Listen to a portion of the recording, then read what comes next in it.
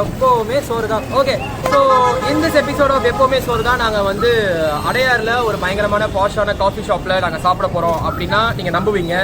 But இதே அடையாறில் யாருக்குமே தெரியாமல் ஒரு சீக்ரெட் ஷாப், அதாவது எவ்வளோ வாங்கி சாப்பிட்டாலும் வயிறு ஃபுல்லாக சாப்பிட்டாலும் 100 ரூபாய்க்கு கீழே தான் ஆகும். அந்த மாதிரி நேம் போர்டு கூட இல்லாத ஒரு ஷாப் இருக்குது அப்படின்னு சொன்னால் நீங்கள் நம்புவீங்களா? இந்த மாதிரி நம்பகத்தன்மை இல்லாத விஷயத்த உங்களுக்கு நம்ப வைக்கிறது தான் இந்த எப்போவுமே சோறு தான் டீமோட வேலை. பயங்கரமாக ரிசர்ச் பண்ணி அடையாறில் மெயின்லேயே அந்த மாதிரி ஒரு கடை இருக்குது. ஓகே, அவங்களாம் பார்த்தீங்கன்னா வந்து ஒரு ஸ்லீப்பர் செல் மாதிரி, எங்கே இருப்பாங்க எப்படி இருப்பாங்கன்னு தெரியாது, மக்களோட மக்களாக கலந்துருப்பாங்க, ஆனால் இருப்பாங்க. அந்த மாதிரியான ஒரு இடம் தான் அது. ஆக்சுவலாக நாங்கள் அங்கே போகலாம் அப்படின்னு நினச்சோம். பட் அன்ஃபார்ச்சுனேட்லி அங்கே வந்து வீடியோஸ் நாட் அலோட் அப்படின்ட்டாங்க. அதனால தான் அது பேர் வந்து சீக்ரெட் ஷாப் அப்படின்னு வச்சுருக்கோம். அது என்ன மாதிரியான இடம் அப்படின்னா வந்து pure and pure snacks, evening time snacks தான். வாங்கிட்டு வந்து உங்களை நாங்கள் சாப்பிட்டு காமிக்க போகிறோம். ஆமாம் கைஸ்,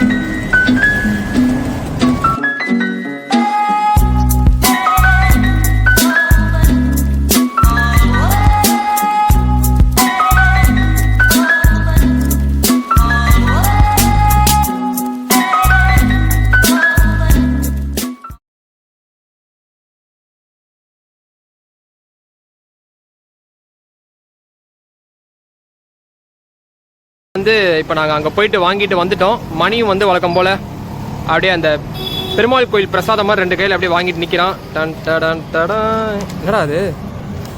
ஓகே, தட்ஸ் கிரேட். மிளகா பஜ்ஜி. அடடா, ஓகே. இது என்னடா 3 ஐட்டம் வாங்கி. கட்லெட், சமோசா. மெதுவடை, கட்லெட். இல்லை சமோசா தங்கச்சி மாதிரி இருக்குது. குட்டி சமோசாவா, மீடியம் சமோசாவா அது? ஓகே, ஸோ மணி வந்து இப்போ டேஸ்ட் பண்ண போகிறான். மணி,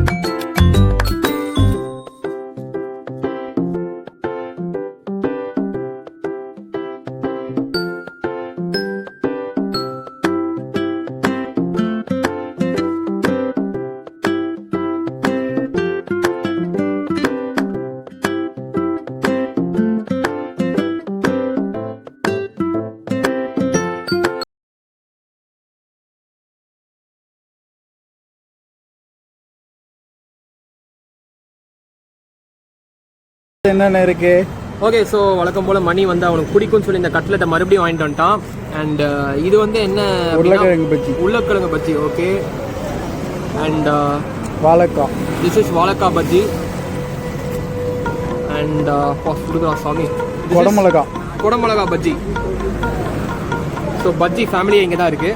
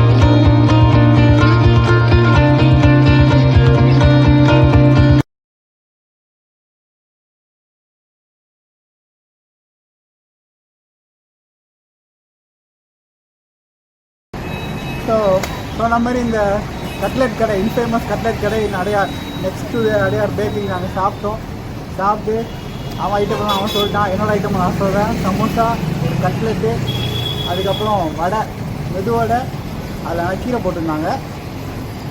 அதுக்கப்புறம் பஜ்ஜி தான் சாப்பிட்டோம்ல, மிளகா பஜ்ஜி, பச்சை மிளகா பஜ்ஜி சாப்பிட்டோம். பச்சை மிளகா பஜ்ஜி நான் சாப்பிட்டதில்லை. வெளில பீச்சில் வந்து அந்த எந்த மிளகா தான் சாப்பிட்ருக்கோம்.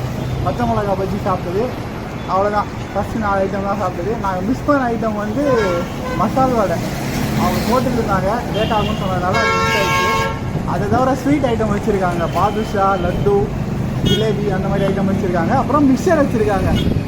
ஸோ மொத்தமாக ஹோல்சம் ஸ்நாக்ஸ் அப்படின்னா அந்த கடைக்கு நீங்கள் வந்து நின்றுட்டு வாங்கிட்டு போகலாம். இந்த கடை ஈவினிங்காக ஓப்பன் ஆகும், 3:30 to 4 அந்த மாதிரி டைம் ஓப்பன் ஆகும். 7:30 to 8 அப்படி க்ளோஸ் பண்ணிடுவாங்க. எப்போவுமே கூட்டம் நின்று இருக்கும். ஒயின் ஷாப் மாதிரி அத்தனை க்ரௌடு வந்துட்டு வாங்கிட்டு போயிட்டுருப்பாங்க. ஆனால் தெரியவே தெரியாது இப்படி ஒரு கடை கிடையாது. ஏன்னா அந்த கடைக்கு பேர் கிடையாது. அதான் இந்த கடையோட ஒரு ஸ்பெஷாலிட்டியே. ப்ளஸ் இவங்க யாருக்கிட்டே டைப்பும் வச்சுக்கல. இந்த இதுக்காக ஊபர் ஈட்ஸ், ஸ்விக்கி அந்த மாதிரி நீங்களாக வாங்கிட்டு நீங்களாக வீட்டுக்கு எடுத்துகிட்டு போனால் தான் உண்டு.